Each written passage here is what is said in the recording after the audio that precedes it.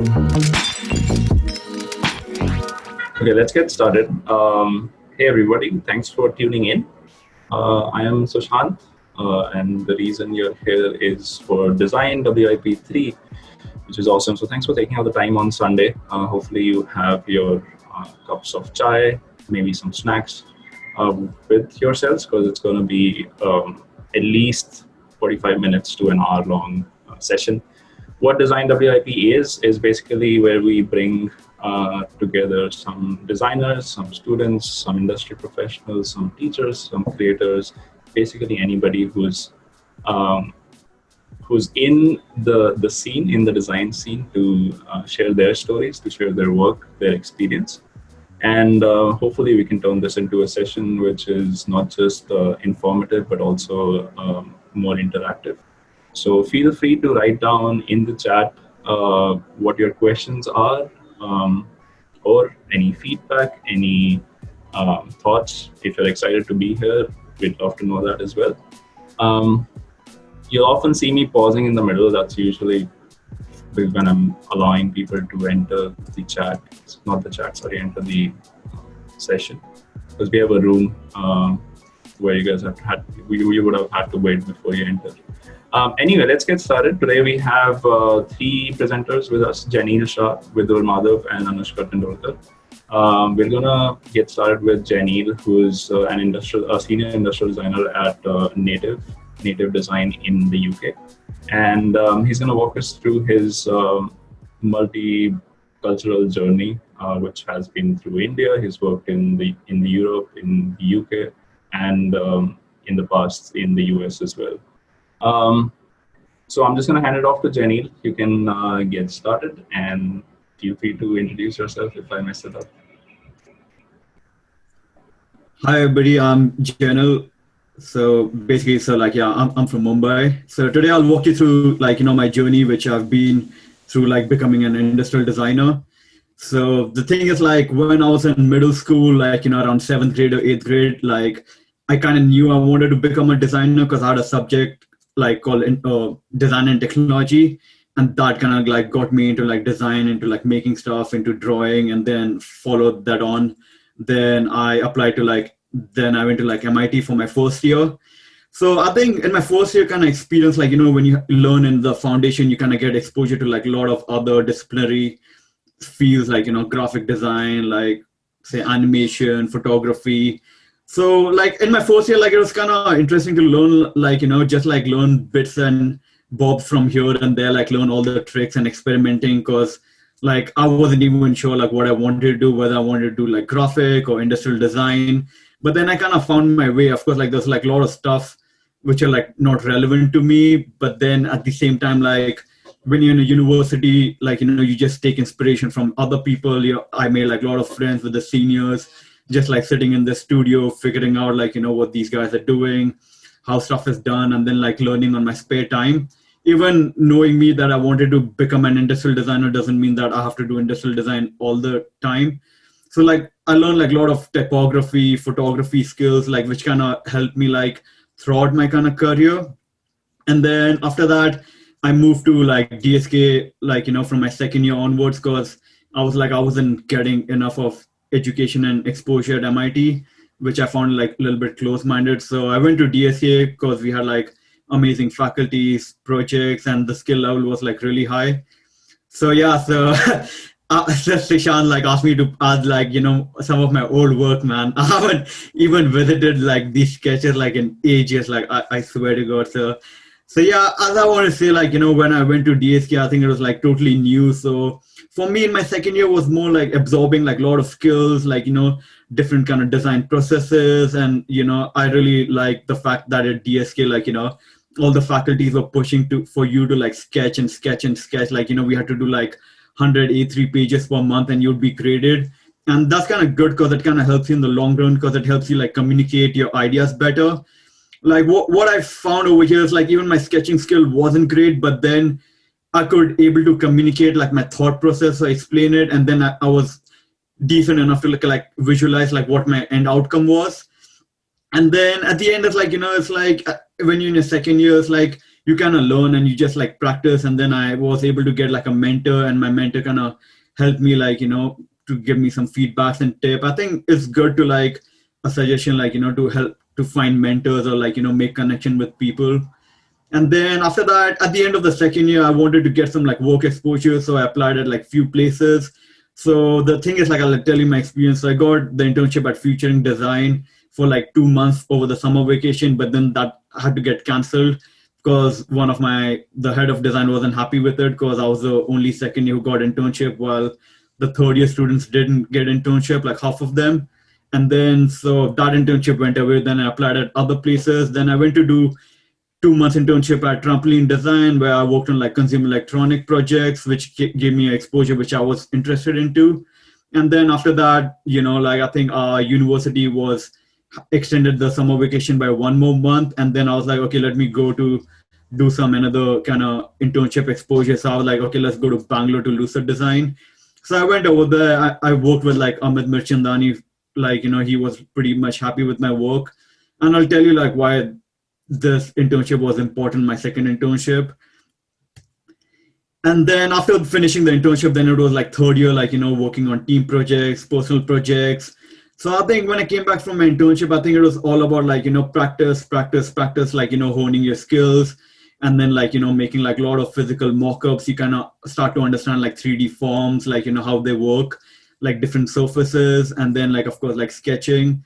And then what kind of really helped me from my internship was like, it's always like, it's better to plan like long-term and implement it like short-term. So in my third year, I started to plan like, where I want to be in my 3 years time, 5 years time, and my 10 years time.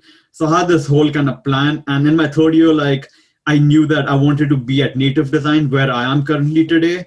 So, and of course, there was no point for me applying for my third year internship if it's going to be my dream job. And of course, like, I wouldn't get it for sure. So the thing is, like, of course, like, this is a rough example of the planning which I've done of a team project. But at the same time, I had a planning for my own kind of like, where I wanted to work, like the content I wanted in my portfolio, the kind of projects I wanted to do. So I would always have these like notebooks and like all my walls in my room filled with like all processes, like what I want to show. And it was like an ongoing like process, which was like evolving over time. And then at the same time, I also learned like, you always have to network and build connections, like either with your peers or other people from the industry or people where you have workers, they're always like helpful. And because that's what I learned, like most of the time, like with your, yes, with your, like getting internship is like, of course, one is you apply online, and one is, of course, like if you have some connections.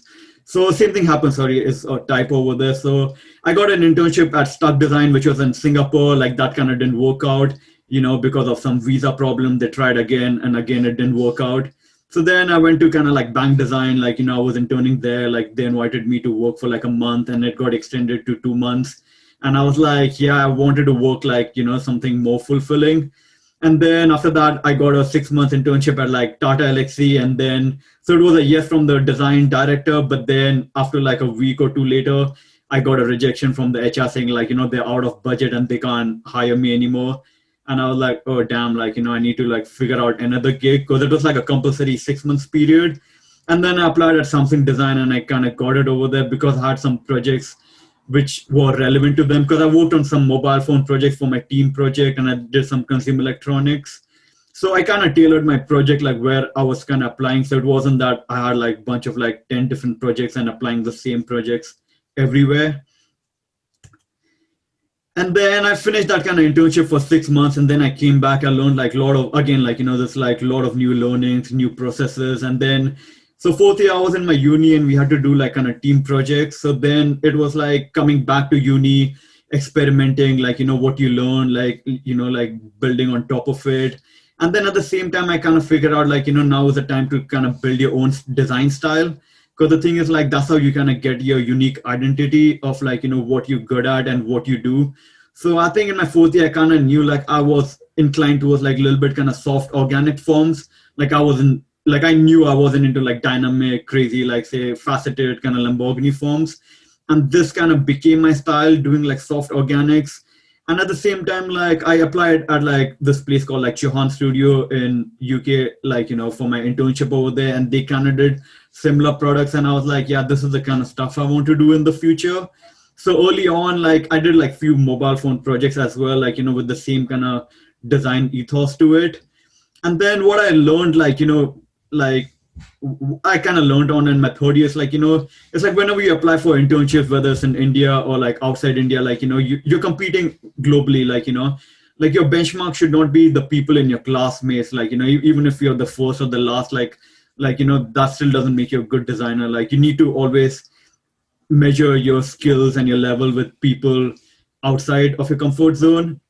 And also, like, like early on, like, if you're inclined towards consumer electronic projects, you need to kind of find out which kind of studios or companies do that kind of project, like, and then you look at like what people are, like which people are working on, like what projects they've done in their portfolio, and kind of cater your portfolio towards it. So then in my fifth year, then I was like, I wanted to apply, like, like outside India. So I was like, okay, cool, let me try in the US, because as it is, I knew kind of visa would be difficult.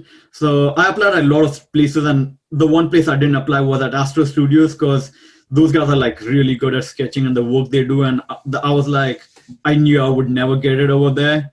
And then surprisingly, what happened, like I got in touch with like Amit, from Lucid Design, and we were talking, and he like, you know what, like, why don't you apply over there? Like one of my, his colleague works over there. And then I got in touch with him, and then I got that internship for like 3 months, and then I ended up going over there. So the thing is, like, even say, like, example, like, so the thing is, like, to get an internship at Astro Studios, I saw on their website, like, they were working on some wallet kind of projects. And so the thing is, like, I had like 3 months kind of free in my vacation time. So I was like, let me learn like a new skill to do like stitching. And I kind of did a kind of wallet, kind of soft sleeve kind of bags in my kind of version with like, with an Indian touch to it. And those guys like really loved it, and they were like, this is awesome, like, it like not many people even know stitching. And he like the kind of project they had at Astro were to do with like a little bit of soft goods, and they're like, you know what, like this works perfectly, and they can use this kind of like my skill, like, on few prototypes and mock-ups. And like I got like a lot of like, what do you call, a lot of negative feedback from my faculty saying like, oh, you should never put this not gonna work, this looks really cheesy and stuff. But at the end of it, like, you just have to believe in your gut feeling and go with it. So that's why I kind of tailored my project like towards them, and it kind of worked out at the end. And at the same thing is like, if people who are interested to apply at Astro Studios, like, like Sushant is a good example who's over there. So it's like, if you look at his work, look at his portfolio, like, that should be a benchmark, like, or like other people are working there, like that should be a level you should be competing towards. So that kind of gave me a good example of like what the level was, and I was like working towards it. And at the end, I kind of learned like, you always have to be like optimist and like patience. Like even like, as I told you, like a lot of places I got like rejections, and then like, you kind of have to work out and always stay positive. And then from there I ended up, so the image at the bottom is like, after I finished Astro Studios, then I kind of learned this kind of technique, like, the way they kind of do the renders, representations of like concepts towards the client. So this was like my kind of learning, which I implemented in one of my project to show my new skills, which was like the bottom right render, like a quick, like a 3-day hypothetical project. And then after that, I ended up doing internship in Amsterdam for like 6 months. I was working on like a lot of like televisions and sound bars over there. And then at that time, Philips was going through a transformation, and then I kind of realized, oh, like, they can't hire me anymore, because the thing is like, they were like firing like a lot of like freelancers and contractors, and then they were closing down like few divisions internally. So like there was like a lot of reorganization going on. So then I was like, I had to look for another job like outside, like, outside Philips. And then I was in touch with Tej, like, from third year onwards, because like every 6 months, like he would message me asking like, hey, what's up, what are you doing, what's your plan? And then I was like, and then like, as I said, like earlier on, like I had like few projects developed in that soft organic language, and it kind of, and he was also like interested in it. So he was like really interested, and he like, okay, cool, like would you be interested to get a job and work in London? I was like, perfect. And it was surprisingly enough, like, like I didn't have a Schengen visa to travel to London. So Tej literally like flew from London to Amsterdam to come and interview me. And we spoke for like 2 hours, and then like he offered me the job. And then after that, I was in London after that. I worked with him for 2 years. So with Tej, like, like what I learned a lot over there was like, I learned like, what emotional design means, what is like, you get through that, like, over a period of time of like refinement, like, working on like micro details. So if you look at this image, is this like one kind of product, but then there's like so many iterations done like over 50 times. It's like changes of like a little bit of fillets, rad, proportion, scales, everything comes into play. And then these are the some projects I worked on, like some furniture, some hair dryers, consumer tech project, and some mobile phones as well. And then after that, then Brexit happens again, like after my first year being over there, and then we lost like a lot of clients, and there was like literally like no projects in the studio, and then we were just doing like hypothetical projects. And then at the same time, then I was like looking at new opportunities to work, because then we kind of downgraded our team, and it was only me and my boss at that time. And then like even in my workplace, like we still doing a lot of sketches, a lot of prototyping, 3D prints. Like we print, like we do the work on the CAD, print out, like resketch on top of it, and keep refining and refining and refining design. And then at the end, my second job where I ended up was at like native design. Of course, in that 1.5 year time, like I applied like 3 times, and I got it at my third time. So it's like, I just want to say, like, whenever you apply to places, it's not because they don't like you or they like you. It's because maybe sometimes there may be a job opening, and then they would like reply to you. Sometimes, they wait for the right kind of people, or like sometimes they post the job advert online, sometimes they don't. So it's not that. So usually, like at native design, like if you're looking for designers, we usually go through our own connections and figure out, like if there's some relevant people who we're interested to hire, and if we can't find them, then we put it online on LinkedIn or like job adverts. So the thing is, like, of course, like every 3 time I applied, like so it's like I had to cater my portfolio again and improve upon, like what I had built on. So I never got a response. In my third time, I got a response, and I had an interview in 2 days, and like I got a job offer like after 2 days after that, and it went on pretty quick. And what I kind of learned from native design is like and of course, like throughout my job, it's like like we had like, I don't know, like I'd say roughly like 500 people applying every month for like 1 or 2 positions. It's like everybody has the skills, but then what kind of makes you different is your personality. So that's like one key, like for everybody, is like you can have the best skills, but if you don't have the right attitude and personality for that kind of workplace, like you're just not going to make it. And at native design, of course, like over the years, I just learned like about like speed and being agile, being able to work on like diverse kind of project. And these are the some consumer electronic products which we have worked on, like and got some awards. Like, of course, it's like a teamwork. It's like everybody has their input in it, with the with us and with the client. So yeah, so that's been my journey so far. Like I would say, like at the end, is just being curious, optimistic, and like just staying positive. And at the end, I feel like I'm on my journey, which I started like 8 or 9 years back. So yeah, thank you. Hey, thanks, Jenny. That was awesome. Thanks for walking us through your journey. It was, it seemed almost a little too easy. So my first question to you would be that, looking back at your own journey, what would be some of the things that you might do differently, or whether it be the projects, your approach, the kind of companies you worked with, or just the network you had? Would you do anything differently, or? Yeah, I think it's a mix of everything. Like, of course, like to be honest, like in my uni, like yeah, I was like working like 16 hours a day, like every day. It's like, cause like behind my mind, it was like the end goal where I wanted to reach. And of course, like it's a mix of like skills, networking, like projects as well. I think if I had to do things differently, would be like much more like in an organized way. Because of course, if I knew like all the skills and the insights, like the way people hire, what they look for, like I would have changed those kind of differently and organized my portfolio in a different manner. Like my approach would be, of course, like different.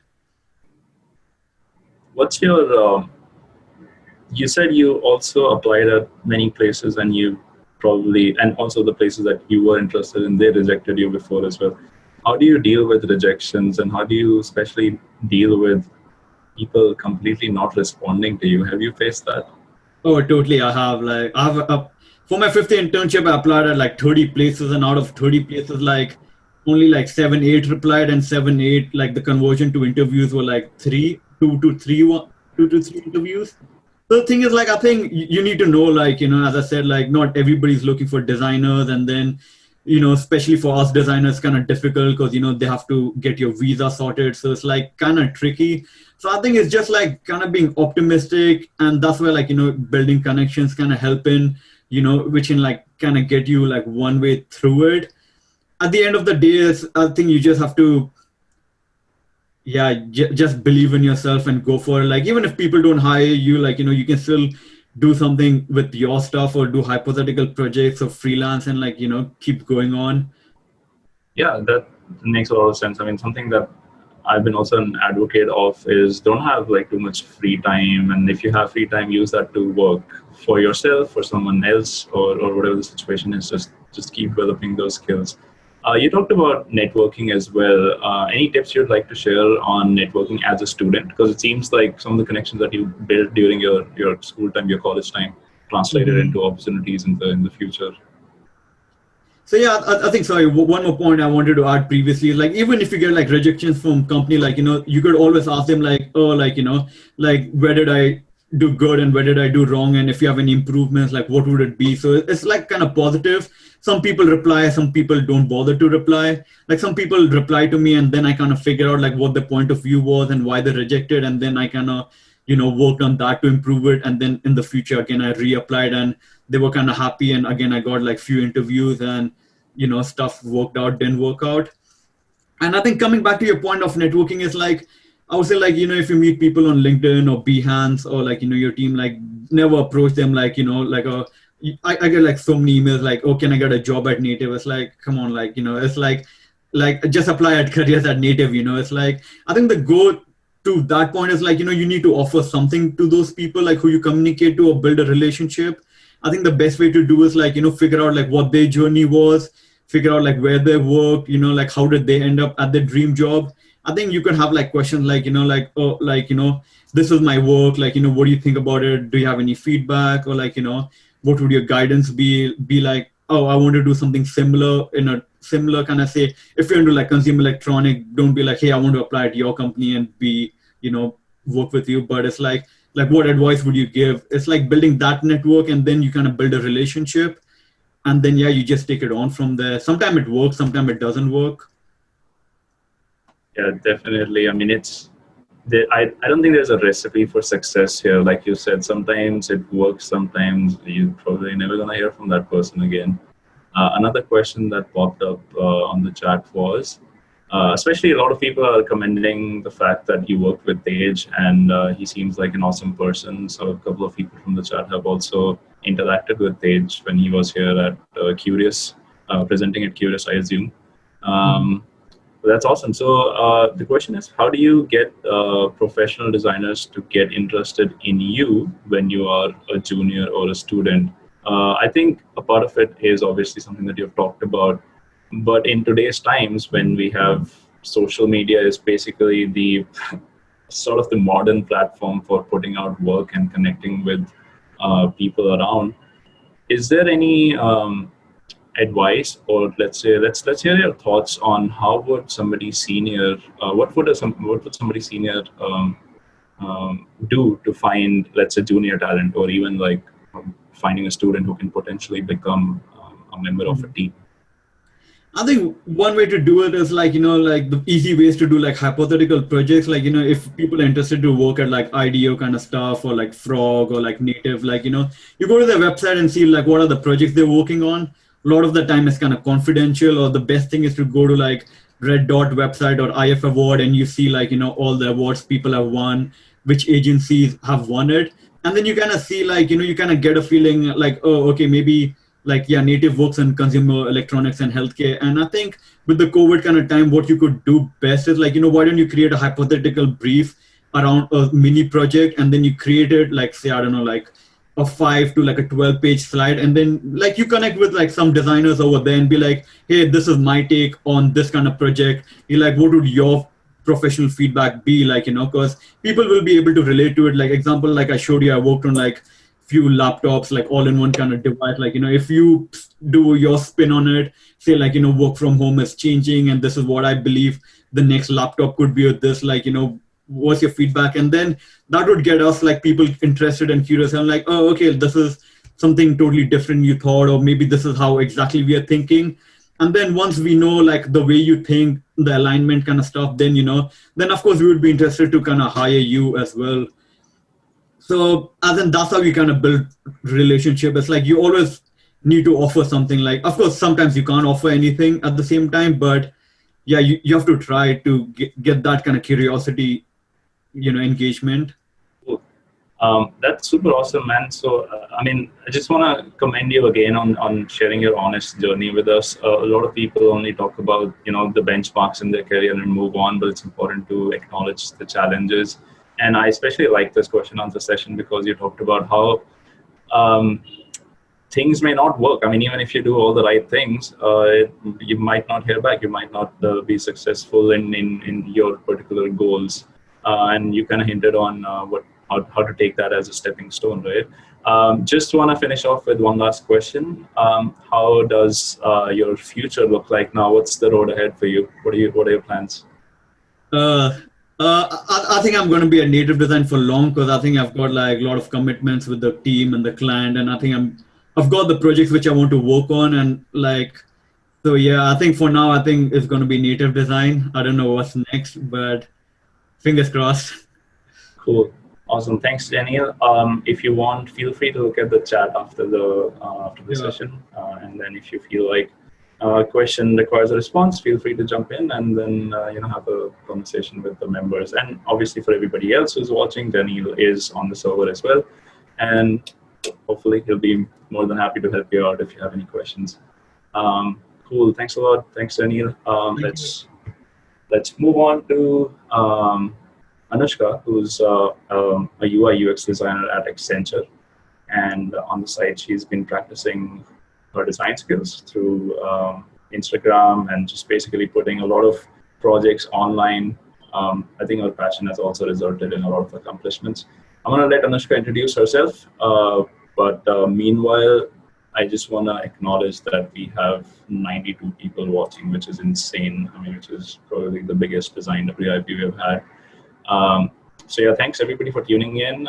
As always, you can write down your comments in the chat, and I can relay those to Anushka after the presentation. And then, yeah, that's it. And then hope you're sipping on your chai as well. Got to keep it warm if it's cold by now. Anushka, over to you.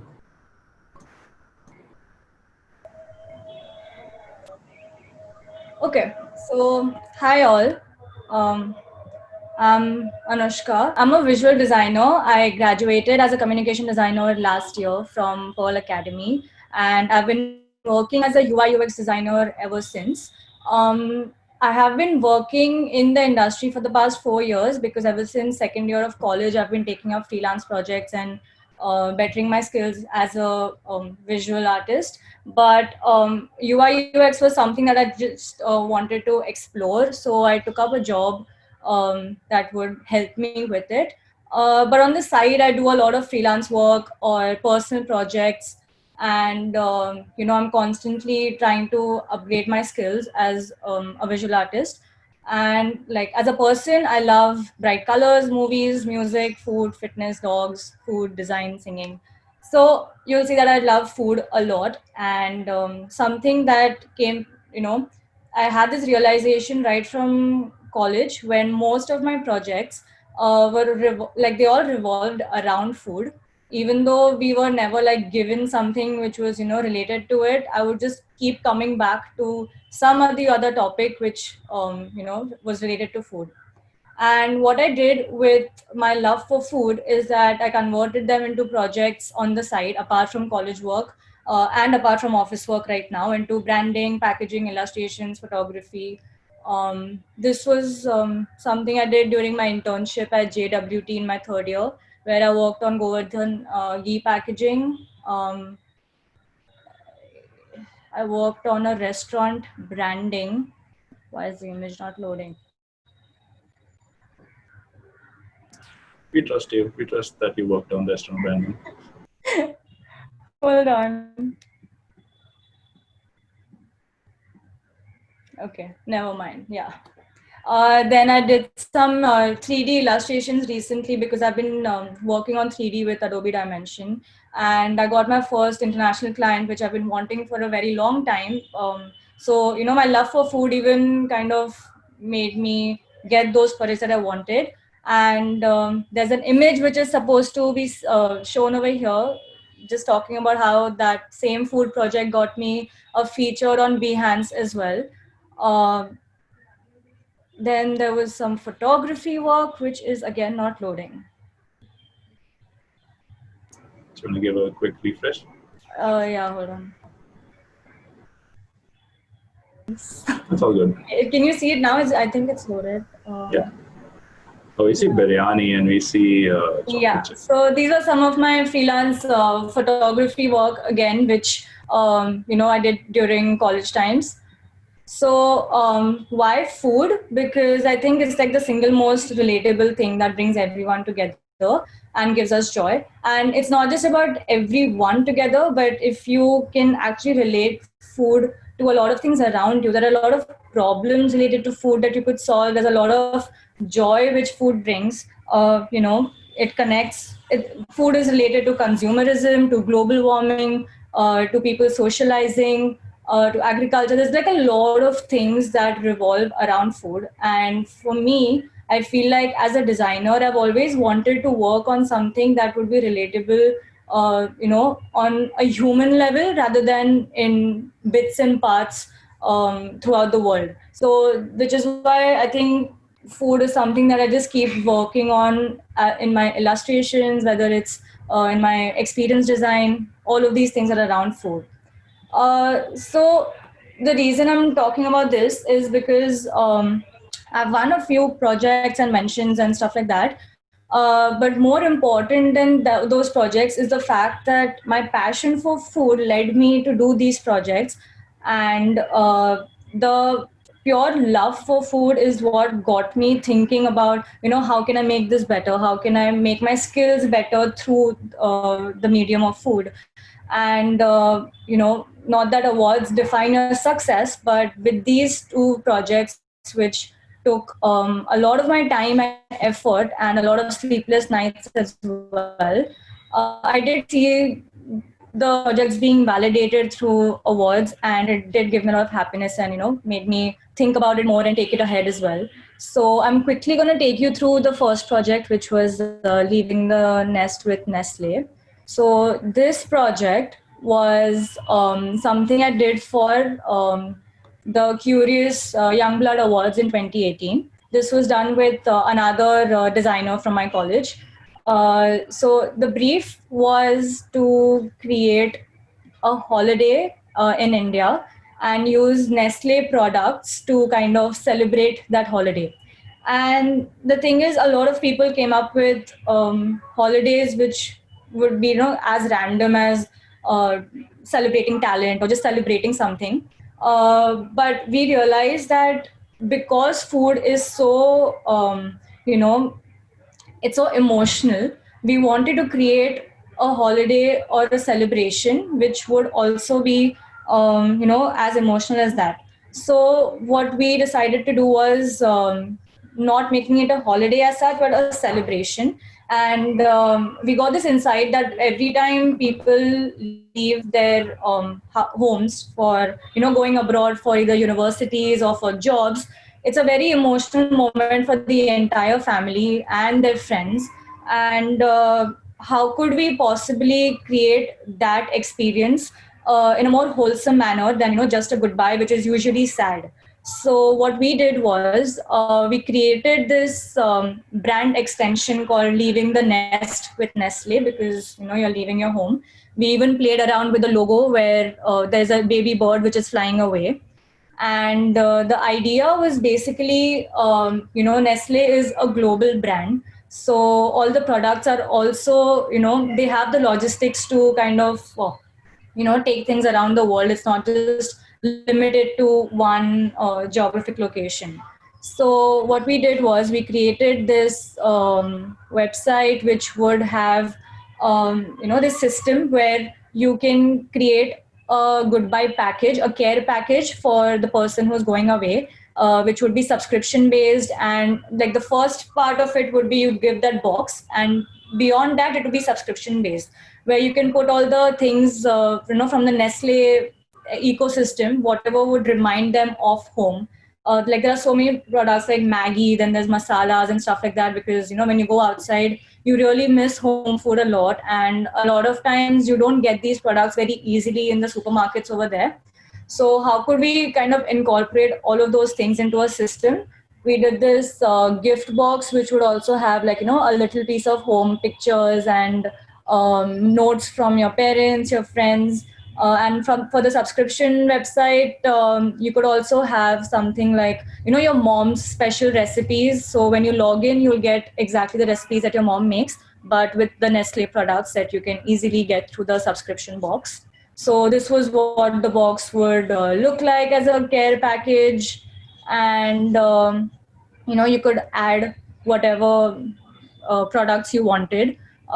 We also had something like this subscription box, which once the person goes and once they've started the subscription part of it, these are the boxes that would come to them with the products that they have ordered and whichever they like.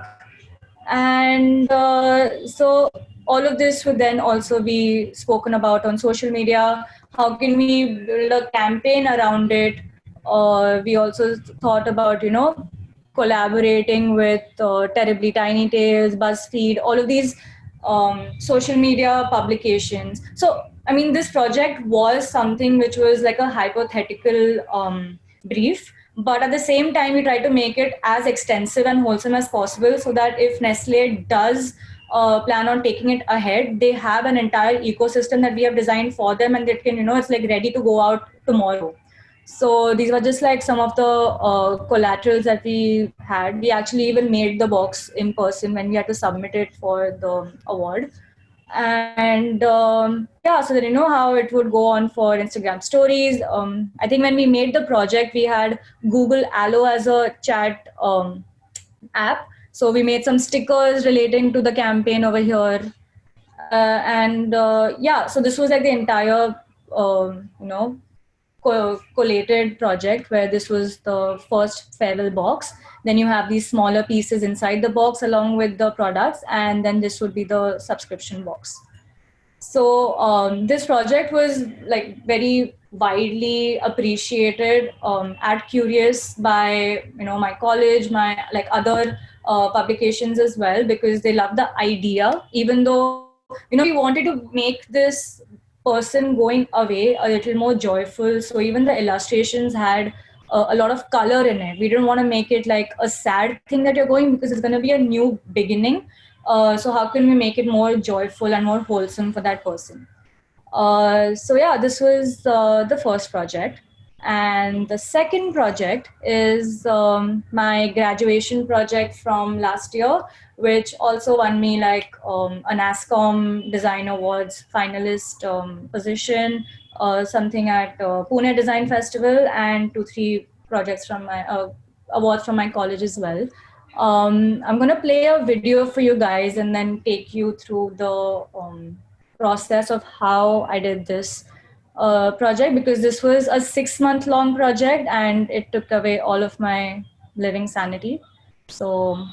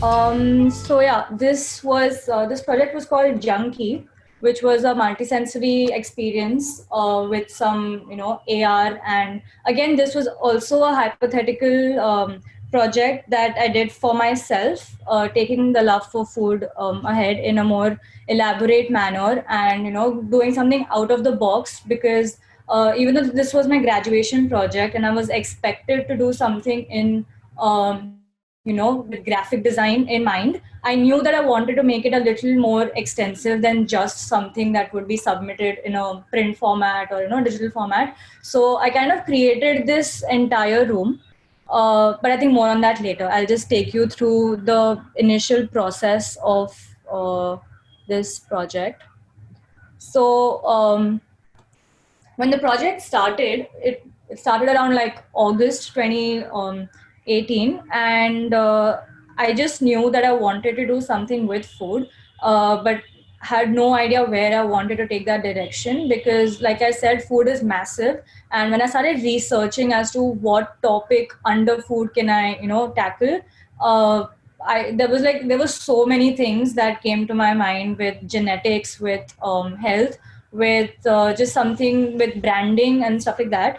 And I'm also like a big fitness freak. I um, eat very healthily, and my relationship with food over the years, because of being in fitness, has evolved in the past 5 6 years. But I've also realized that people don't have a good relationship with food until and unless they are proper fitness freaks, and even in that situation they still kind of, it can get toxic because you either label food as healthy or unhealthy, and you're constantly chasing diets and stuff like that. And I knew that I wanted to do something which kind of bridges that gap between oh, I don't want to do so much food research but I still want to live a healthier life, or for people who don't even know that they live an unhealthy life and how they could make it better. So I conducted this experiment for my own research at the beginning of the project. Again, not knowing what direction this project is going to go, but this was just to get kind of an idea of how people feel about food. So I put up like an Instagram story and got around 22 people to participate in the experiment. The first phase of the experiment was to send me pictures of their food or anything that they're consuming in a day for a period of around 2 weeks. And this included whether you're even having a glass of juice in the morning or you're having 2 3 almonds or whatever it is. uh, the entire experiment was it took me 1000 pictures at the end of 2 weeks, and I'm very glad that my participants even shared all these pictures with me. But out of all the 22 participants, it came down to 4 specimens, which were someone who was living at home and eating home cooked meals most of the time, someone who was living at home but constantly was working and stuff like that, so had to eat outside food a lot, someone who moved out of India to another country and had to eat food which was not something which they were used to at home, and someone who ordered out quite a bit. So, with all of these things, what happened is that once these people started sharing their images, they realized that they had no idea they actually ate so much. And only once they looked at their own chat with me, they realized that, oh my God, I did not even know I eat so much, but now I understand it. And I think I really need to focus a bit more on how I'm eating in the day, more than even what. It's just, overconsumption of food because of being bored or, just because of habit. So that was the first experiment. And the second experiment was for people who wanted to make that change. I mean, out of 22 people, some of them were like, I don't really care. And some of them who had that realization that they overconsume food, they wanted me to help them with it. So I did this I did these 10 tasks that I made this group on WhatsApp and I shared it every day. And these were smaller, ideas to make changes in their life, which they, did for that period of 2 weeks. And they saw like a massive difference in the way they consume their food. So that led me to kind of, try to figure out what is the thing that I can do with food in general. But then that again led me to explore more options around food, because I thought that being healthy was getting too unidirectional. So I tried to experiment with genetically modified food, future of food, like global production and how it's going to affect our consumption, food and memories, because sometimes your consumption of food is also related to the memories that you create through, like, since childhood, and how your brain is wired. A romantic relationship with food. These were like a bunch of illustrations that I did. A lot of directions that I had. And at a point, I just had so many ideas that I had no idea what to do with all of this information that I had with me. So I kind of let go of the entire project for a whole month to kind of figure out. I had a creative block, and instead of working more on it, I decided to just let it be, let it sit as it is. And then one day I just, like, it just struck me that maybe I can create this experience around food, where I'm talking about people's food consumption without really telling them what to do. And my biggest inspiration for that was, you know, a lot of pop culture, then Mad Hatter's Tea Party. So I've always been like a big fan of Andy Warhol's work, and even satire in work. So I kind of wanted to combine my love for Alice in Wonderland, which was such a whimsical story as a kid. It's always stayed with me, and to this day, I keep drawing inspiration from that story. And at some level during my research, I also found out that Alice in Wonderland spoke a lot about human evolution and in bits and parts. So that led me to actually sitting down and analyzing the original Alice in Wonderland story, and how I can try to use it in my project in terms of a satire. So I had this idea for creating a table setup like Mad Hatter's Tea Party, and what are the products and stuff that I can put in it. How will I, will I just use branding and labels for it, or how would I go about it? And I sourced some table props. I created my own illustrations and prints for plates and coasters and the milk carton and all of these things. These were some of the sample prints that I had. Prepared the table props by myself. So I did the whole mock setup at home with the lighting, and I even had a few giveaways from after the project would be done. So all of these things were ready, and the USP of this thing was the interaction that people had once they would enter this room, because the idea of Junkie was that the whole consumption part, but in a different way, because you always think of food addiction in a more, you romanticize the idea of being addicted to food, but biologically it's the same addiction that you have when you're addicted to, say, smoking or drinking. Any kind of addiction is the same addiction. So what I wanted to do with Junkie was create an experience that would show the food addiction in the same light as how drug addiction is seen. So so like the colors that were used were very like candy colors, neon pink and purples. There was a lot of text which was a little warpy to show that how when you are in that state of being high, or you're on drugs, how would that feel. So you're a literal junkie for food instead of drugs. And these were the final images from that setup, where I had actual food on the table as well, with labels on it. Like I had sandwiches which said carb loading, I had some nachos and coasters, and I had this milk carton. I had a menu which was written in a very sarcastic way. I had an injection with Nutella and some sugar cubes as cocaine. So stuff like that. And the whole idea was that when someone comes to this room, do you even feel like eating all of this food, because it's going against your mental image of what food should be like. And that actually kind of paid off well, because whoever came into the room, I had prepared like so much food on the table, but nobody wanted to pick any of it because of the whole experience that was created around it. And it was like a multi-sensory experience because there was music, which was like, I had some Pink Floyd playing. I had some berry smells in the room. I had this trippy lighting, and I had a very, this kind of video playing at the back. So you're constantly looking at moving waves, and it's playing with your mind at some time.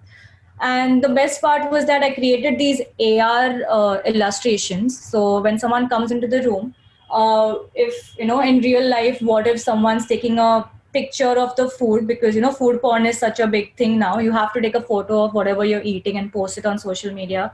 So what if someone's taking a picture of your food, and then your food kind of talks back to you about your consumption? So that was the idea with the AR playing in the setup.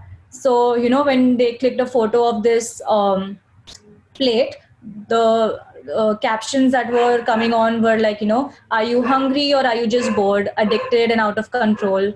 No room to breathe, always room for dessert. Even the cake that I prepared had some, AR layer on it. So all the illustrations had that AR thing, and people were really kind of, taken aback by how, what if this actually happens, where you're taking a picture and your food talks back to you about your own consumption and makes you a little more mindful about how you're eating. So that was the whole concept behind Junkie. And basically I yeah, so I kind of wanted this to be an even bigger project. At some point I would want to pitch it to a restaurant or something, one of those weird restaurants, which would actually go against their own consumerism business strategy. But I would like to see how it goes. Just that it was a very interesting way of making people mindful of their consumption. And yeah, so I'd just like to end this presentation by saying that as designers, we love romanticizing a toxic work culture and complain about it through jokes. Like on a daily basis, I joke about it with my friends as well a lot, about how I work so much, I don't get enough sleep, my clients are not getting back to me, I'm so irritated, this and that. And I'm sure all of us do that. But that's also one of the things why I'm constantly working, because my day job, which is working as a UI UX designer, doesn't really satisfy my creative hunger. So I'm constantly doing projects on the side. And because food is something that I can actually lose my sleep over without complaining, I'm like, I don't mind working on it like all the time and making it better. So if what you are doing and what you work as, or whatever projects you're working on, if it's as joyful as food, every project will feel like a feast. And if you're into that award winning mindset, you could bag some of those awards as well. So yeah, that is about it for my presentation. And I would like to know what you guys think about it. Awesome, Anushka. That was super cool. When we were on the second project, I thought like, wow, this is a great story. And then that's when the work started, and then it went on to AR, and then it went on to the whole room, and then projection. I was like, holy shit, that's just way too much work. One of the questions that popped up was, were you sort of like taking care of every element of that second project, from illustrations to AR to setting up the room, projections, and did you have to develop those skills? Yeah, so the second project was completely done by me. Like, every single aspect of it was done by me.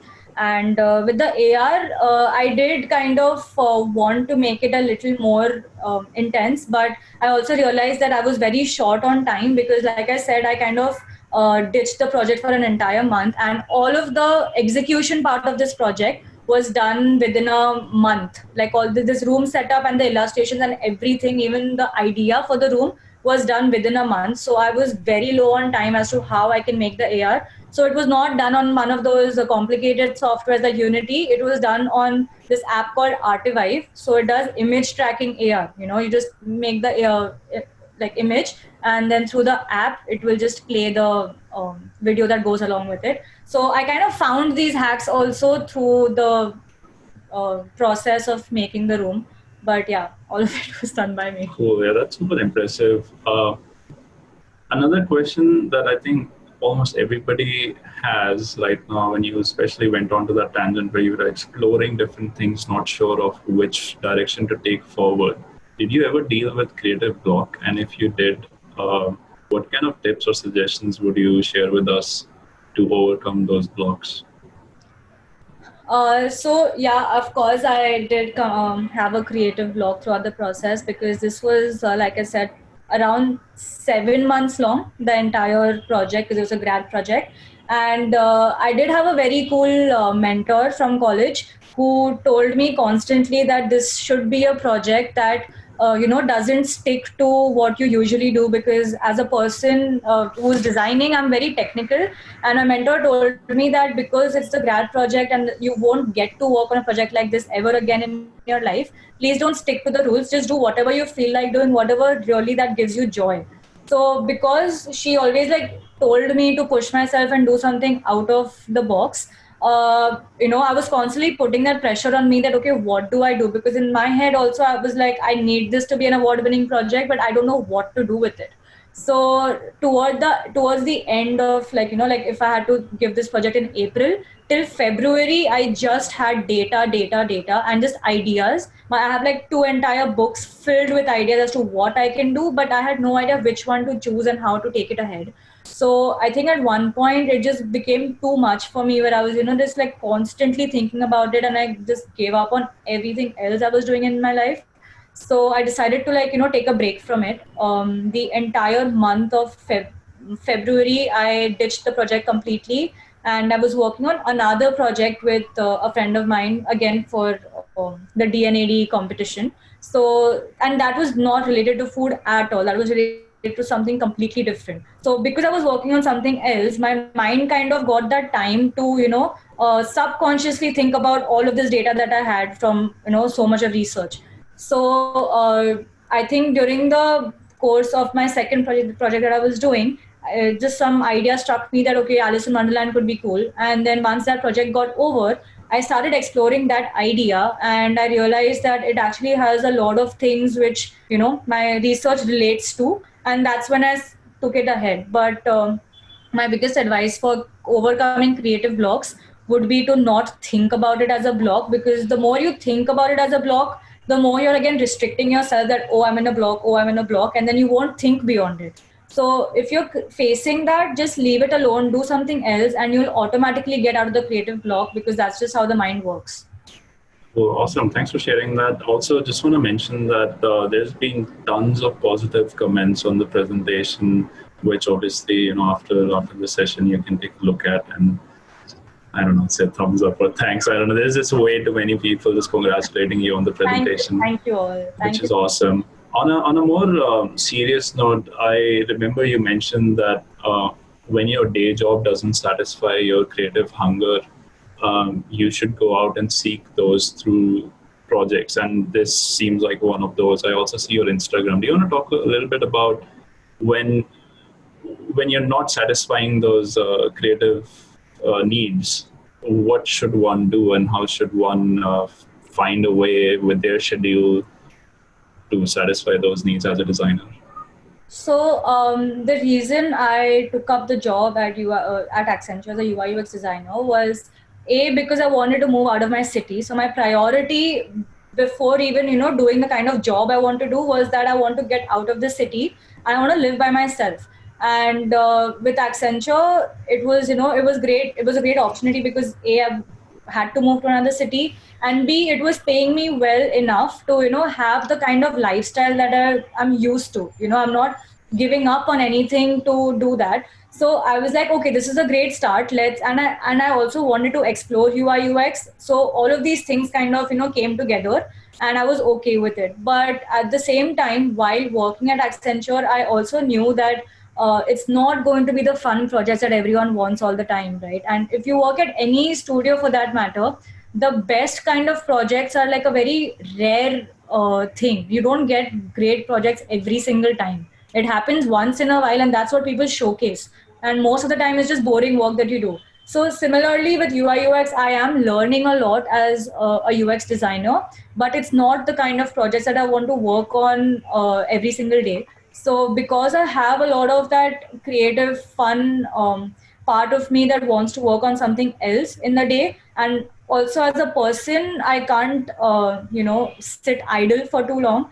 I kind of leave my day job at a certain hour, and after that, I go on to making my either freelance projects or my personal projects.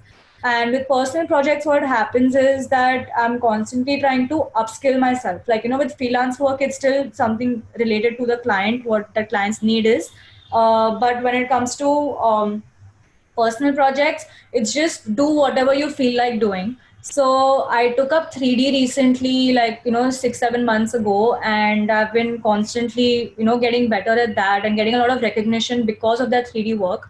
And all of these things are the things that I will put in my portfolio for my next job, because I will not be able to put my day job work in a portfolio. And these personal projects are the things that will land you your dream job or dream work. Because I've realized in the last 1 year, I've been so active with my personal work that every day I'm getting the kind of opportunities that I've always wanted. And I know that I would never have gotten them just by working my day job. I've gotten all these opportunities only and only because I'm doing something apart from that. And even the two projects that you saw right now, the award winning ones, are only because I did something during my college time, which was apart from the college assignments that I had. If I was just sticking to the college assignments, I would never have even done these projects. So yeah, like I feel where you want to work on something that would, kind of satisfy your creative hunger. Look for briefs, look for competitions, look for these challenges. Like, Inktober's coming now. There's 36 days of type, which happens every year. So there's enough things out there for you to Awesome.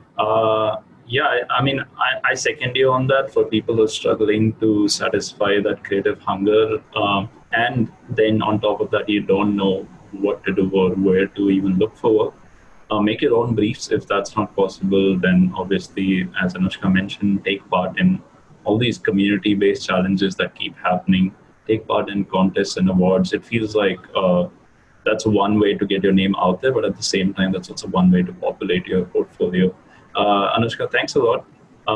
If you can, if you want, you can jump in the chat. You read all the comments. There's a lot of people who enjoyed your presentation and some of the questions that I might not have picked up. So thanks again for the great presentation, and feel free to jump on to the chat.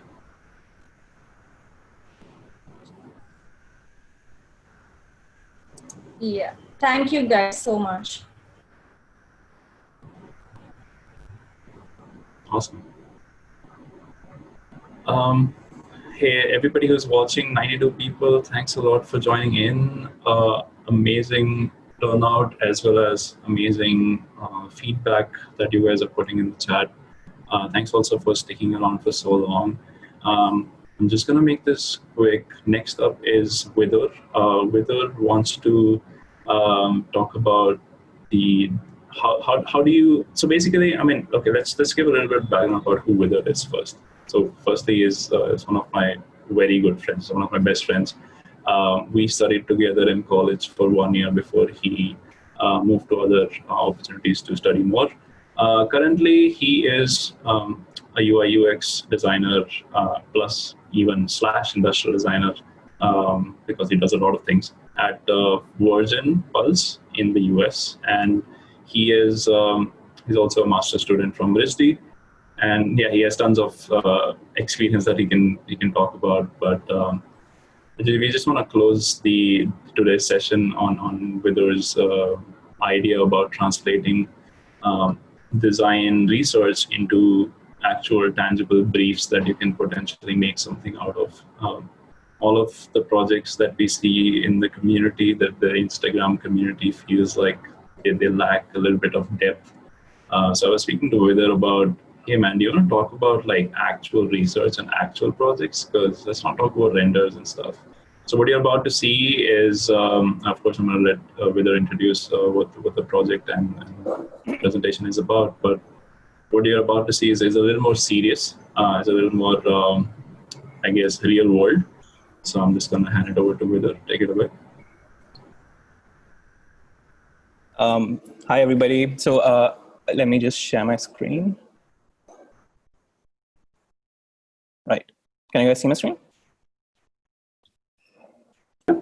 Yeah, it's okay, fine. cool. Let's go. Yeah. So hi, everybody. So I'm Vidur. I'm a recent graduate. I graduated 2 months back from the master's course at the Rhode Island School of Design, and I've been working with Virgin Pulse, as Sushant mentioned. Since the last one and a half years, I've kind of delved deep into design for healthcare. So specifically within research, within kind of optimizing how healthcare can be digitized and all those kind of things. But the project that I'm going to talk about today is called Lift a Life, which was a staggered project that I did over like about 1 year, and it's still going on. It's still not over. But specifically, I would like to focus on 2 things about this project. One of them starting with how I kind of researched about kind of starting from a macro level research to going almost like in a funnel shaped process to reach a design brief. And secondly, how do you convert those research findings into design opportunities? As a third part, I will also be talking about a proof of concept that I created out of this research, but my major focus in this presentation would be the research and the opportunities that have come out of it through this process. So the first question I asked myself before I actually started this kind of a thing and even knew what I was going to do was whether design can really be borrowed across cultural boundaries. So I speak this specifically for industrial design, a bit of things like physical products and objects. When you see different industries like the consumer electronics industry, or you see furniture industry, or you see newer industries like biodesign and all those kind of things, you generally see objects being designed for the masses, objects accommodating a lot of different kind of people. An ideal product is considered to be an object which could accommodate any kind of a user, no matter where they come from, what their height, size, weight, whatever it might be. So this was the first question that I asked myself, that how do we translate cultural research, and specifically within the domain of healthcare. So one very good example of how this kind of creates a problem is that you will see most of medicine packaging that you get in India written in English, for example, but half the country does not speak English. Like half the country can't even read. So reading English on these packagings is kind of not an option, but that is how the industry has been working. And it's simply because we either imported this kind of a system from elsewhere, or we need certain kind of approvals from the government and those kind of things, which happen in English. But this does not accommodate the end user. So the idea was, how do you kind of translate this this industry, which is a huge industry, crores and crores of rupees, which has gone through generations. It's got familiarity with the audience. How do you actually convert this or help people within this to deal with such kind of issues? So I started with just talking to different kind of people from different places who've worked in different places. So basically interviews about what kind of where they've worked, how they kind of feel about this kind of question, what they feel about these kind of issues. A lot of these people were focused on working with very remote kind of healthcare opportunities. So things like disaster management, where, in Senegal, when I spoke to this person, he was working with disaster management, and he would go to places where there would be no electricity and he would need to treat patients. So, they would use machines that would be kind of hand powered and all those kind of things. And then in Anchorage, it was another domain where there is just one hospital in the entire city. So they would hold camps around Alaska, different camps where they would kind of feed people. And again, this is very remote kind of learning, but my main focus was in India. And the idea was how to actually bring in these kind of sensibilities within the healthcare system of India. And what I realized was this was such a broad domain that I had to categorize my research into 3 main parts. So the first one was the micro research. The second one was macro, and then the remote. Remote is something that I just mentioned. But micro and macro basically being people who are on field and people who plan this activity for the field. So I actually met with the principal secretary to the health minister in the government of Delhi, showed him my ideas, asked him what the situation is. Like the meeting went horribly bad. He just did not understand what I'm trying to do. Explaining a design process to bureaucrats is anyways quite hard. But, what he did tell me in retrospect was why my project would not work out or why it is hard to design for India. And the reason was that we can't import a lot of objects and products within the healthcare industry because of government tendering processes, for example. So a government hospital would basically get a tender every 10 years, and their tender would be specifically marked for certain kind of needs. And you can't just innovate, bring in a new product, bring in a new system, because nobody's going to buy it. They just won't get approvals to buy it. So you need to kind of, move your way around this kind of an existing system, existing bureaucracy in a particular way to get through there. So these were some very important factors that I kind of realized that I need to deal with if I want to make kind of a successful product or an object or a system or whatever that might be to work inside this kind of a domain. So having spoken to all these kind of people, different people, I mapped out a very basic, broad journey of, something which I call a rural healthcare system, which is basically kind of suburban / rural states of India. So what do people do before they reach the hospital? What do people do when they're in the hospital? What do they do after they've left the hospital? So things like, going to the temple before going to the hospital. So if somebody's ill in the family, people would rather go to the temple first than go to the hospital. Now you can't create a new system to change that because people are not going to change. That's not how it works. But the idea is to intervene within this and to kind of help them ease through this process. Or things like, when families are in the hospital, they would not buy food. They would still prefer to cook their own food, whether it's because of economic reasons or whether it's because of just habits. So getting these kind of cultural ideas into the system, which predominantly has been imported from elsewhere, which does not kind of reflect the Indian mindset or the ideology of the people. So kind of trying to bridge that gap. So very good example of that is how, if you've ever visited like a big government hospital, you would have seen such kind of scenes over there. And this is because in Indian culture, if there is one patient that's admitted in the hospital, there would be at least 10 people with him in the hospital as well, whether it's friends, families, neighbors. There would be 2-3 cars that come and drop him if they can't afford transportation, or if there would generally be a very collectivistic approach towards achieving healthcare. But the problem is that our system does not, cannot kind of accommodate these people. It's not designed to accommodate such kind of a population. So either we kind of create these kind of accommodations within a hospital, or we educate people to change them, or we kind of create a bridge which helps them kind of work their way through this current system. So this is what I was aiming at. And this is when I decided to do some primary research, because what I'd done till now was basically just phone interviews and Skype calls and all those kind of things. And I really believe that primary research creates a very good sense of intuition. So in design, whenever we're making decisions, a lot of it happens to come from what you believe is correct. You obviously need to back it up with facts, but a lot of the processes, that's how you would probably differentiate between a good designer and a bad designer, or, whatever you want to call it, that the decisions that they make at a very micro level need to come from somewhere, and you need to train your mind for it. So I basically decided to live in a hospital for a certain period of time, visit different kinds of places. This was also a period where I brought in 2 more people on board this project. One of them was Chelsea Wickmark, who works for Philips Healthcare, and the other one was Yuji Ikeda, who works for Johnson & Johnson in New York. And both of them either create experiences or they plan these kind of research for their companies. So I went ahead with them and I created, so I took a trip to Bihar. Bihar basically, because it's an extreme level of cultural demographics at this level are at another extreme. So you would have roughly 28,000 people to one doctor. You would have a literacy rate of less than 45%. You would have the maximum population density in the country.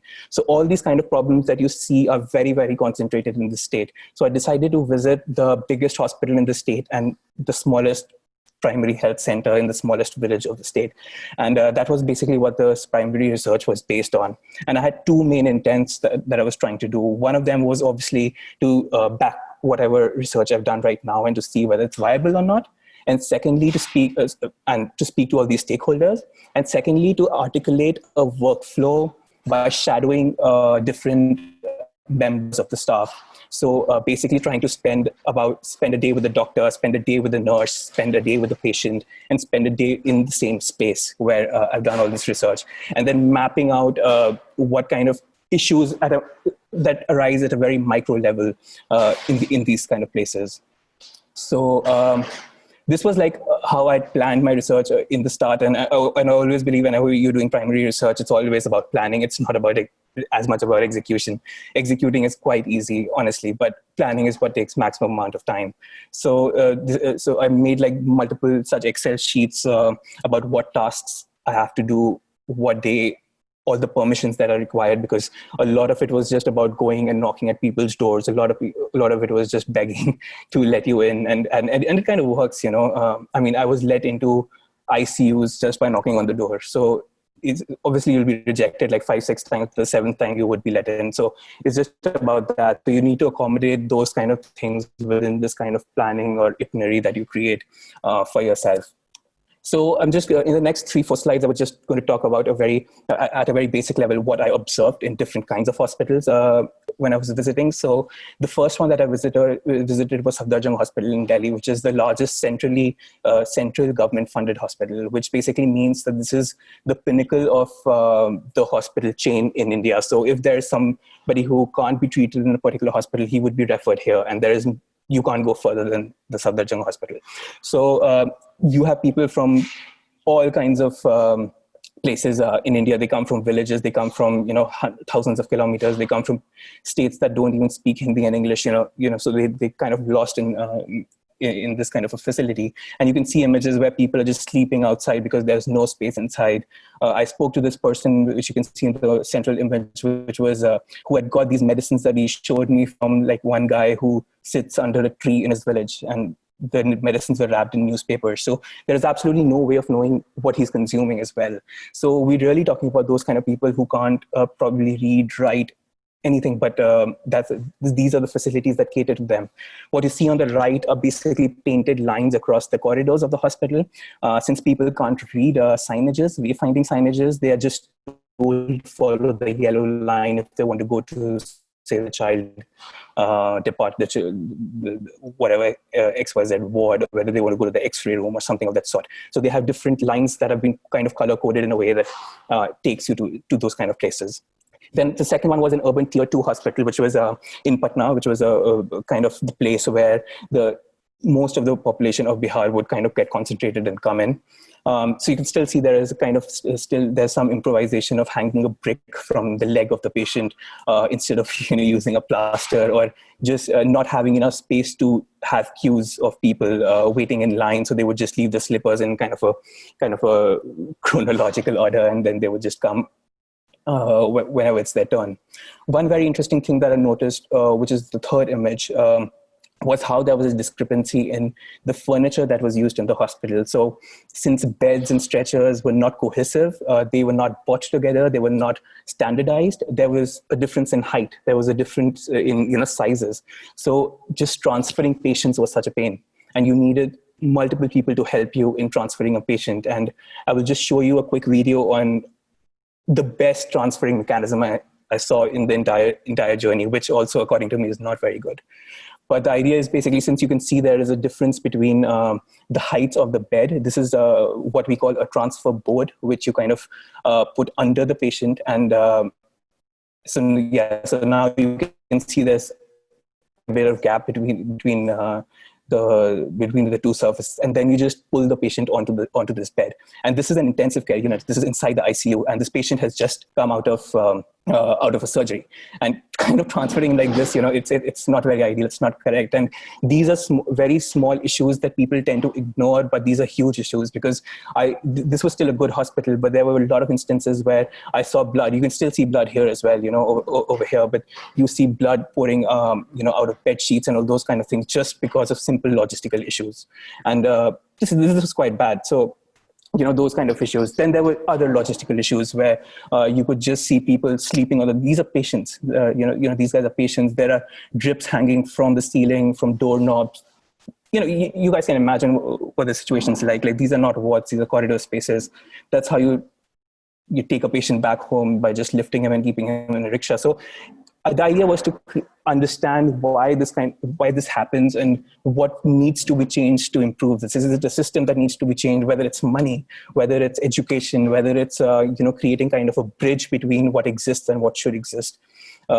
Again, this was a very small scale hospital, and you'll see this guy. I have multiple images of this guy because he was the only staff member in a 50-bed hospital. And he was the person who was carrying people outside, on the stretcher. He was the person who was giving injections here. He was doing pretty much everything. And there was one doctor who would come like 5 hours a day and look at everybody. But he's the main person who's doing this. So there were a lot of such kind of instances where you would see like dogs inside an operation theater and all those kind of things. So the idea was, how do you, one, absorb all these things, absorb these kind of, create these kind of sensibilities inside you that, what people are dealing with, what the system is dealing with, and then create for this kind of a system. The idea is not to create an ideal product from like a design perspective, but the idea is to create a very ideal product from this system's perspective in a particular way. One of the most interesting places that I went to was the Siwan district, which is a small district in Bihar, which has multiple small villages. And this has villages which does not even have proper roads. So it took me 2 hours to reach the village. So imagine if there's like a hospital emergency, how would an ambulance reach there? It's almost impossible to have that. The central image that you see is the only vaccination center in this entire district, because that's the only place they have a secure fridge in. So it's quite bad. But the idea was to kind of take these memories, to take these instances, these interviews, these experiences, to create or build a kind of an intuition that would help me in multiple project briefs, or would help me in tackling multiple different kinds of systems within healthcare. So the next question was that I was quite sure that I cannot create a new system. There is absolutely no point in creating a new system unless you have the resources and about 100 years to change everything. So the idea was, what can you do in this current scenario to bridge this kind of a huge gap, specifically within the logistical journey for me? So some insights that I got from this research was, the first one was that there's a requirement of collectivism in the system. We often hear issues of 10 people being along with the patient, but what I realized was they are needed. Those 10 people are needed. Just to get a patient out of the ambulance, you need 5 people. People to run around, do the paperwork, different kind of things. It is required. So you can't just neglect it or create a system which currently exists, which does not improvise, which does not accept collectivism. The second one was that there is a lack of expectations from non-clinical services. People don't care about non-clinical services, which is not a very good thing, in the sense that they care so much about just getting the treatment that they don't care how they would get the treatment or what they would need to do to get there. So they are happy living in deplorable conditions inside the hospital or elsewhere if they have to if they just get the correct medicine. And the third one was something that all of us saw very, very clearly through these photographs. That was there's lack of space infrastructure, that people would cannot accommodate themselves inside these hospitals. And this was one of the main things that I dealt with starting from here. So what I did was I mapped this journey of a particular person in a hospital just through logistics. And I'm kind of marked where they need a transfer or a movement of logistics. So for example, there is a transfer from the ambulance to, say, the hospital. Then there would be a movement from, say, the stretcher to the doctor's table. And then there would be a movement up and down the stairs. Then there would be a movement for a checkup. So all the instances where people would actually move, transfer themselves, or would need to, whether it's the family of the patient, whether it's the hospital staff, whether it's the patient himself, all the stakeholders combined in this kind of a journey. So there were a few things that I saw or how that happened. So, you have human lifts, you have bedsheet transfers, you have transfer boards, you have fabric stretchers. There are certain things that did not exist in these hospitals, but do exist elsewhere. Like cohesive equipment, robotic transfers, those kind of things. Then there are alternative industries like home healthcare and evacuation who have also dealt with this. So the idea was taking different kind of aspects from different industries to create something that would actually work here, a product that could actually sell inside these kind of places. So while defining the scope of this project, I was looking at 3 major things to start with. One of them was transferring, second one was waiting, and the third one was movement. And I mapped down different postures or needs of all the stakeholders involved in this. And basically, the stakeholders were three: the patient himself, the patient's family, and the hospital staff. So looking at these kind of 7 mapped out versions that I had in the start, I created a very narrow brief from there, which was, well, not a very narrow brief, but a narrowish brief, which was how do you intervene within the logistical journey of the patient by transferring and waiting related challenges. So the idea was not to look at movement anymore, but the idea was to look at transfer and waiting, because that was one, more important than movement, a bigger challenge than movement. And secondly, looking at a practical standpoint, there was no point in creating a product that has everything, but the idea was to have something that kind of works well. And then there were 3 principles that came that came out of this research, which was to optimize floor space, which was a big issue. Like, you don't have a lot of floor space over there in hospitals. Like, there are people cramped up everywhere.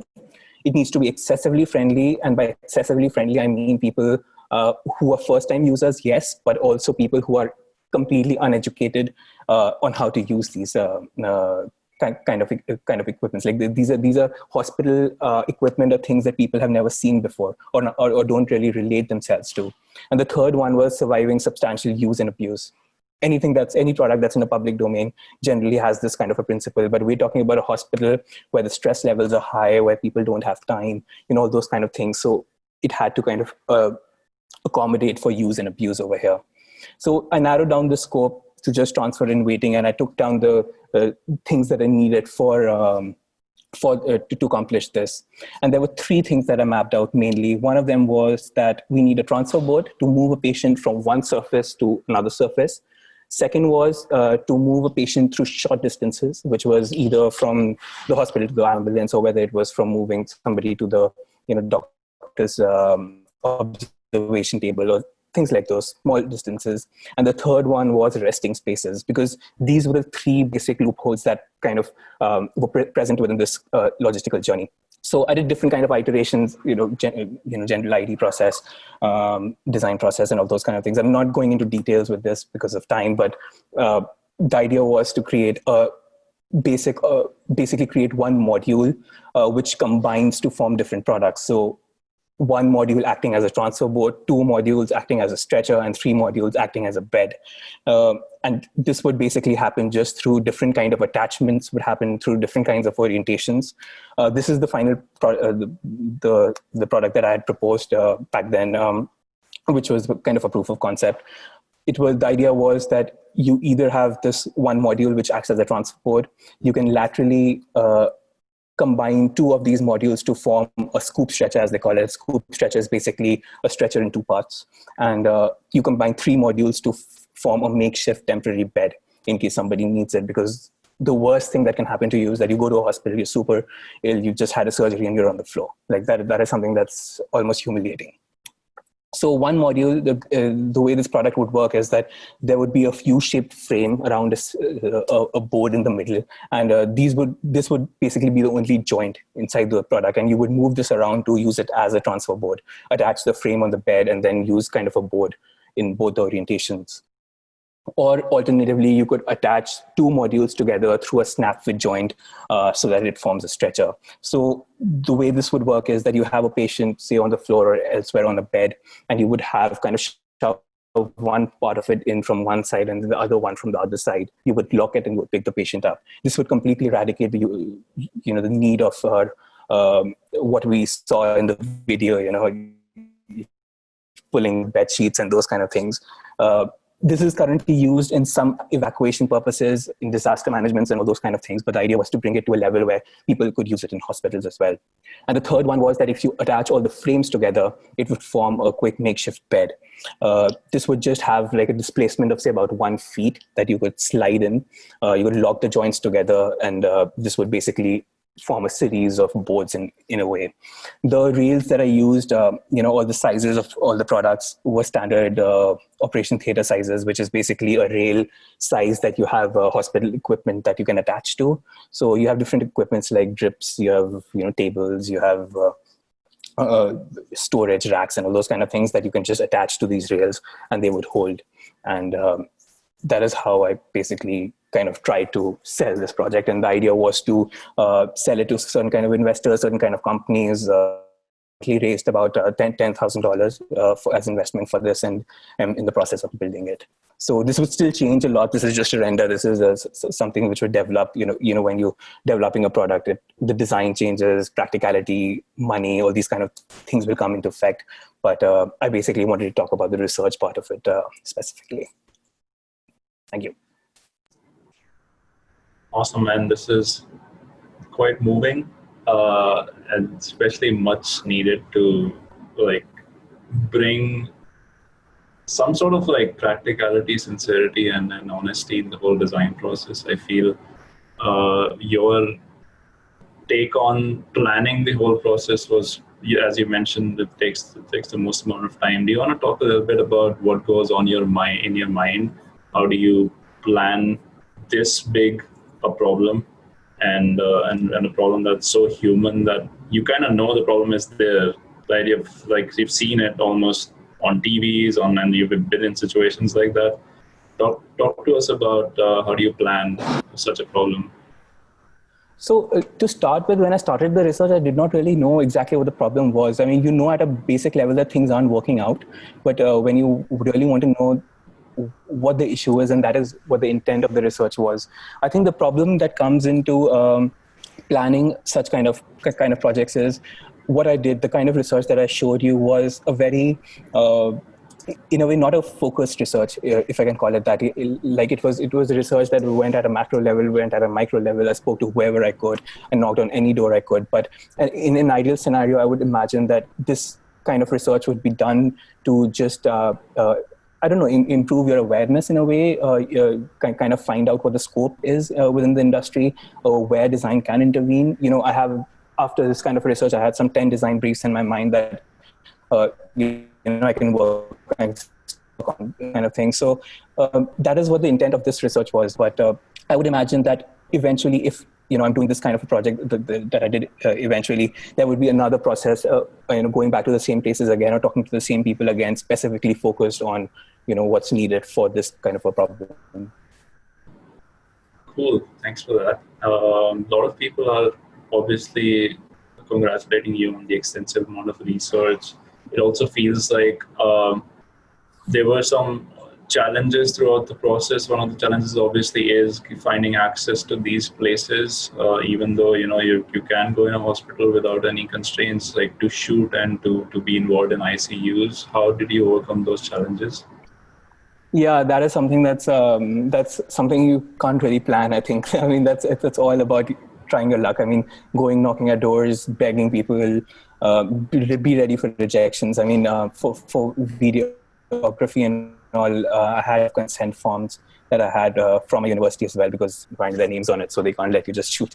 So, those kind of things. So, and people just get friendly. Like, people are there to help. They just don't realize, they don't want to get into a problem. So, when I was going to all these PHCs in the villages, they were scared of me because they thought that I was some kind of an inspection agent who's coming to, ask these kind of questions, these logistical questions. And they were super scared of me, which is not, it doesn't work. But then there was this hospital where I lived for 2 days, which was, I ate in their canteen. I just sat in their waiting rooms for pretty much 2 days, and then people automatically got friendly because then they recognize you. They kind of, you get talking and all those kind of things, and they let you inside places which you otherwise would not get access to.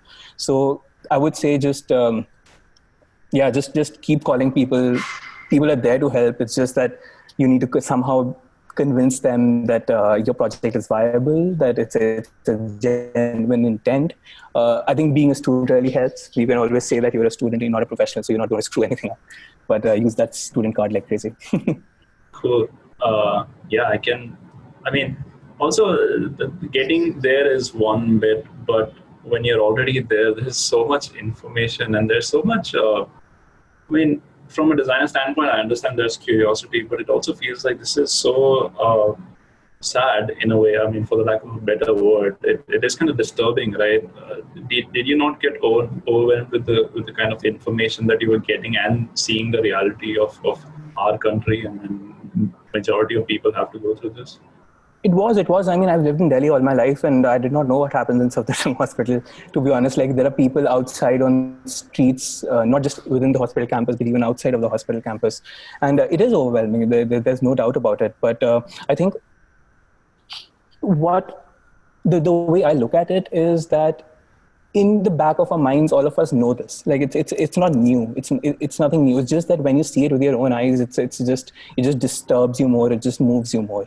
That is pretty much it. But there were a lot of people who had warned me before I went to these places. A lot of doctors who I was coordinating with, actually gave me 5 to 10 minutes counseling sessions that, what you're going to see is not going to be, you're not going to be happy with this, and all these kind of things. And when I gave these presentations in the US, I mean, it was crazy. Like those people couldn't even relate to how such kind of a system would work. But this is the reality, and there's no point in shying away from it. You have to kind of take it on the head and deal with it.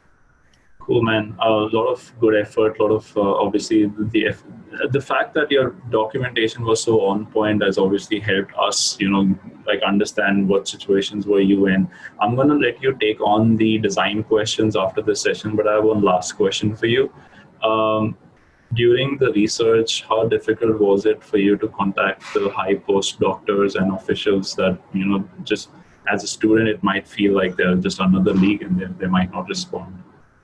So yeah. So I got a bit lucky over there, I would say. So the way that worked was that I had a friend of mine whose dad used to work in a hospital in Delhi. I got in touch with him, and he did not understand any of my process or whatever I was trying to do, my intent. Nobody really does, I'm sure you guys have experienced the same. He connected me to his manager, who happened to be the advisor to the Delhi government, which was great, because then once you have that, and you just need to convince that one person who has the ability to connect you to 5 other important people. So he got in touch. He got me in touch with 2 very important people. First one was the principal secretary, and the second one was a person who kind of runs a NGO in Bihar. A health NGO in Bihar. So that was very helpful. He gave me access to all these, not access to, but he gave me kind of resources to speak to all these kind of doctors who live in villages and patients who live in villages, go visit them, those kind of things. Just like a friendly face that you see in a village, that's it. Yeah, it feels like, I remember Jaineel talked about networking for designers, but it also feels like when you want to do research, networking comes in handy, like just reaching out to people around your circle and seeing who's in the right place to help you with the right kind of help that you need. Absolutely. Taking advantage of whatever little friends, family I had in Bihar, crashing at their place, using their cars, resources. That's how it works. Hey, thanks, Vidur, for sharing this awesome journey. I'm going to let you take a look at the chat and see if there are any other questions that you feel you can respond to. Meanwhile, I'm going to close the session. Guys, thanks a lot for tuning in. Design WIP, as I mentioned, is an ongoing exploration experiment from our Discord server, the Young Designers India Discord server. We basically get speakers, creators, students, professionals, anybody who's interested in sharing their journey, their resources, their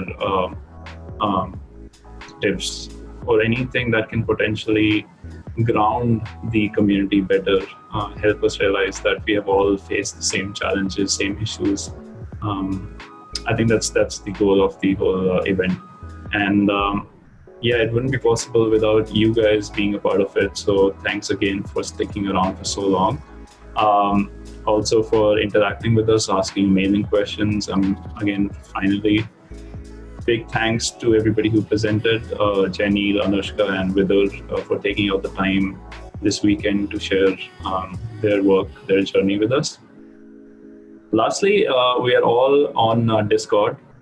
If you have any questions, feel free to look these guys up. As soon as you look up their name, you can find them on Discord or Instagram.